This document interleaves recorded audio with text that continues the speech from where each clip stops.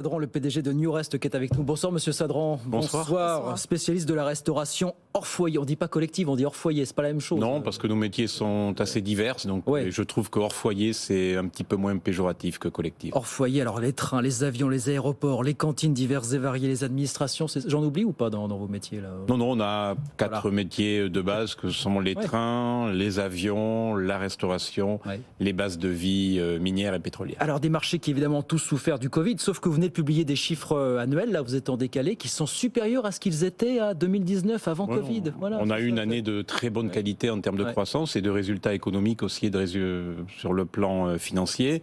Une année qui est bien supérieure à septembre 2019, puisqu'il y a à peu près 250 millions d'euros de plus, qui est un peu contrasté entre une Europe qui a quand même un petit peu de mal à se relancer, une France qui est assez complexe sur le plan des résultats, et puis une dynamique américaine, sud-américaine et africaine qui est assez dense. Il faut expliquer, c'est qu'on consomme vos plateaux repas, vos plats dans les avions. Des compagnies comme EasyJet, j'ai vu ça. Ferroviaire, le TGV, c'est vous? Le TGV, c'est nous depuis 2013 et re-signé en 2021.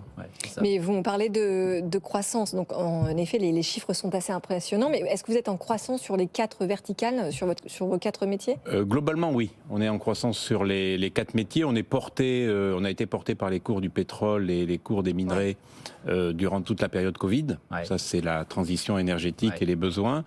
On a été porté par la reprise du monde de l'aérien, alors qu'il n'y a pas une reprise aussi forte qu'en 2019.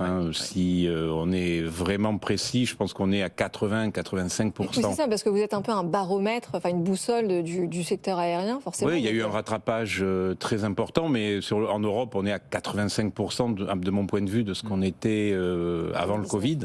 Par contre, durant cette période-là, on est allé aux États-Unis et on a signé pour un peu plus d'une dizaine d'années, un peu plus de 3 milliards de dollars de contrats, et notamment avec 2 majors que sont United et Delta. C'est reparti fort après le Covid, sauf que dans l'intervalle du Covid, les métiers ont profondément changé.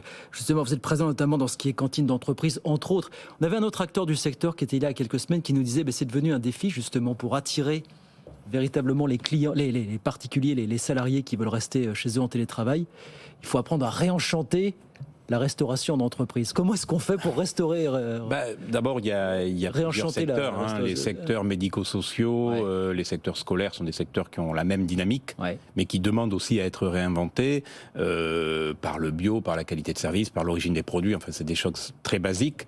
C'est vrai que le tertiaire est plus complexe, à la fois par le télétravail, principalement en Europe, et aussi parce que les gens ont besoin de liberté et n'ont pas obligatoirement envie de repasser avec un plateau sur leur lieu de travail. Ou alors s'ils le font, qu'est-ce qu'ils demandent aujourd'hui qu'ils ne demandaient pas? Écoutez, ils demandent beaucoup de variété, ils demandent de la transparence sur l'origine des produits, ils demandent une nourriture plutôt saine, et une nourriture que je qualifie de santé, et puis ils demandent de la liberté.